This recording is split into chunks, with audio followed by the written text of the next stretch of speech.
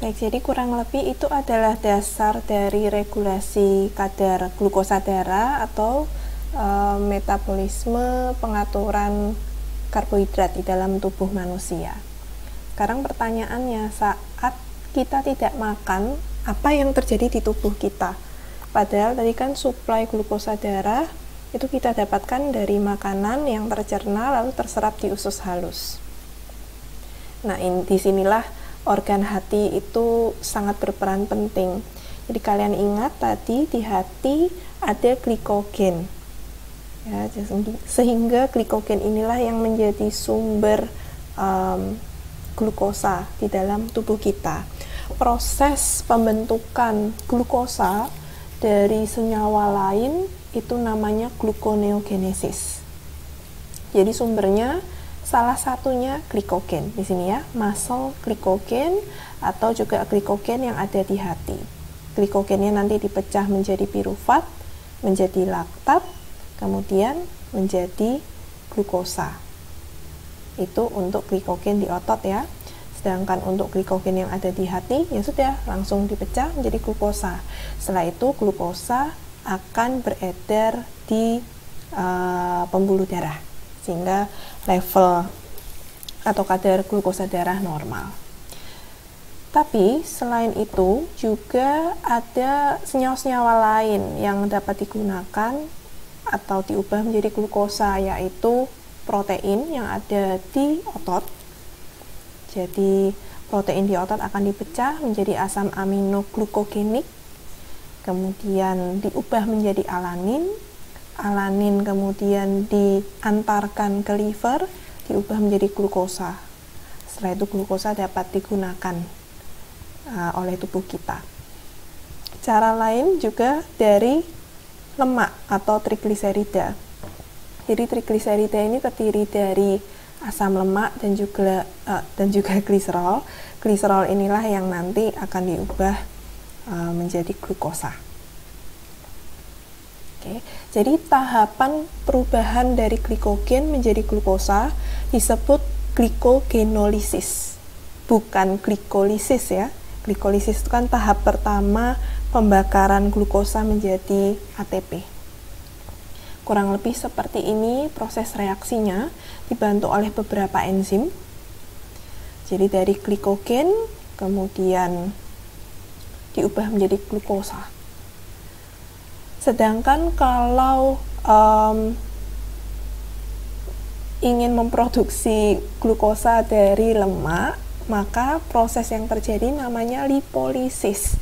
Jadi kalau ada kata akhir lisis, itu artinya pemecahan. Nah, contohnya dilihat di gambar ini, ada trigliserida, lalu dengan lipase itu diubah menjadi gliserol dan asam lemak. Nanti gliserol ini yang akan masuk ke proses gluconeogenesis diubah menjadi glukosa. Pertanyaannya nanti asam lemaknya lalu diapakan? Itu terutama kita akan pelajari di topik mengenai lemak ya. Baik, untuk gambar yang kalian lihat sekarang ini adalah proses makro dari regulasi kadar glukosa darah. Jadi untuk sumbu Y-nya itu menunjukkan level glukosa darah, sedangkan sumbu X menunjukkan waktu. Jadi saat kita makan, maka kadar glukosa darah kan tinggi, bahkan sampai di atas 100 mg per desiliter. Oleh karena itu, pankreas diberi sinyal untuk melepaskan insulin.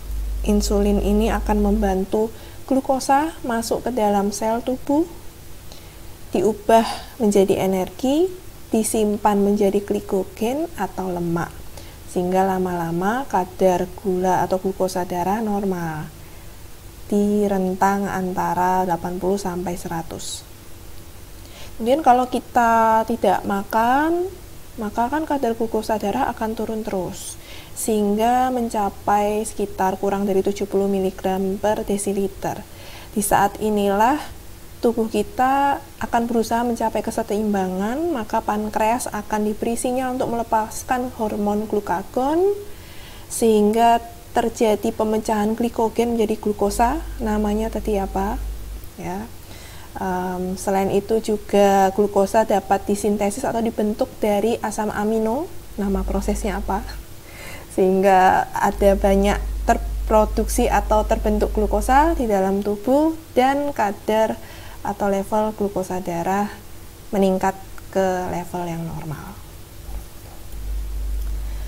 Selain insulin dan glukagon, ada juga hormon-hormon lain yang punya peran dalam regulasi kadar gula darah. Dua hormon lain itu namanya epinefrin dan kortisol. Insulin dan glukagon diproduksi oleh kelenjar pankreas, sedangkan epinefrin dan kortisol diproduksi oleh kelenjar adrenal. Kelenjar adrenal ini ada di dekat ginjal.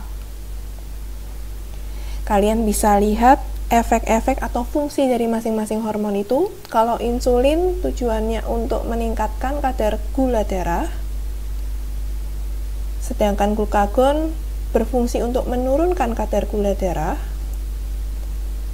Epinefrin ini berfungsi untuk menurunkan kadar gula darah dan dia juga merupakan hormon yang sangat berperan dalam proses olahraga atau exercise. Begitu juga kortisol. Kortisol akan menurunkan kadar gula darah. Untuk epinefrin ini akan mendukung atau menyebabkan pemecahan glikogen, pelepasan glukosa dari liver sehingga kadar gula darah bisa normal.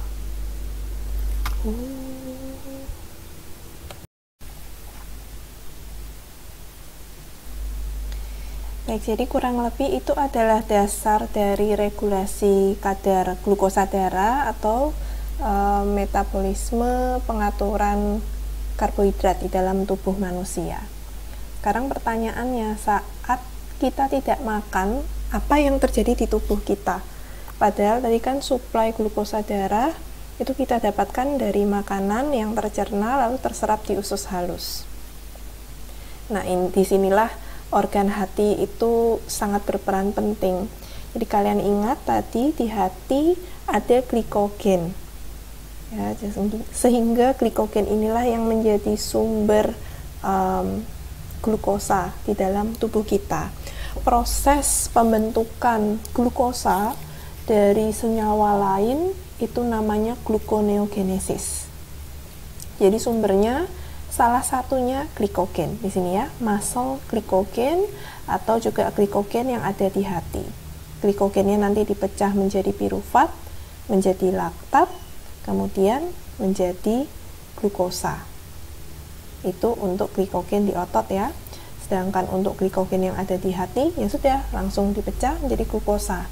Setelah itu glukosa akan beredar di pembuluh darah sehingga level atau kadar glukosa darah normal. Tapi selain itu juga ada senyawa-senyawa lain yang dapat digunakan atau diubah menjadi glukosa, yaitu protein yang ada di otot. Jadi protein di otot akan dipecah menjadi asam amino glukogenik, kemudian diubah menjadi alanin. Alanin kemudian diantarkan ke liver, diubah menjadi glukosa. Setelah itu glukosa dapat digunakan oleh tubuh kita. Cara lain juga dari lemak atau trigliserida.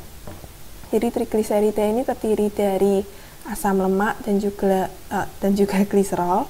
Gliserol inilah yang nanti akan diubah menjadi glukosa. Jadi tahapan perubahan dari glikogen menjadi glukosa disebut glikogenolisis, bukan glikolisis ya. Glikolisis itu kan tahap pertama pembakaran glukosa menjadi ATP. Kurang lebih seperti ini proses reaksinya, dibantu oleh beberapa enzim. Jadi dari glikogen kemudian diubah menjadi glukosa. Sedangkan kalau ingin memproduksi glukosa dari lemak, maka proses yang terjadi namanya lipolisis. Jadi kalau ada kata akhir lisis, itu artinya pemecahan. Nah, contohnya dilihat di gambar ini, ada trigliserida, lalu dengan lipase itu diubah menjadi gliserol dan asam lemak. Nanti gliserol ini yang akan masuk ke proses gluconeogenesis diubah menjadi glukosa. Pertanyaannya nanti asam lemaknya lalu diapakan? Itu terutama kita akan pelajari di topik mengenai lemak ya. Baik, untuk gambar yang kalian lihat sekarang ini adalah proses makro dari regulasi kadar glukosa darah. Jadi untuk sumbu Y-nya itu menunjukkan level glukosa darah, sedangkan sumbu X menunjukkan waktu. Jadi saat kita makan, maka kadar glukosa darah kan tinggi, bahkan sampai di atas 100 mg per desiliter. Oleh karena itu, pankreas diberi sinyal untuk melepaskan insulin. Insulin ini akan membantu glukosa masuk ke dalam sel tubuh, diubah menjadi energi, disimpan menjadi glikogen atau lemak, sehingga lama-lama kadar gula atau glukosa darah normal di rentang antara 80 sampai 100. Kemudian kalau kita tidak makan, maka kan kadar glukosa darah akan turun terus, sehingga mencapai sekitar kurang dari 70 mg per desiliter. Di saat inilah tubuh kita akan berusaha mencapai keseimbangan, maka pankreas akan diberi sinyal untuk melepaskan hormon glukagon, sehingga terjadi pemecahan glikogen menjadi glukosa, namanya tadi apa? Ya. Selain itu juga glukosa dapat disintesis atau dibentuk dari asam amino, nama prosesnya apa? Sehingga ada banyak terproduksi atau terbentuk glukosa di dalam tubuh dan kadar atau level glukosa darah meningkat ke level yang normal. Selain insulin dan glukagon, ada juga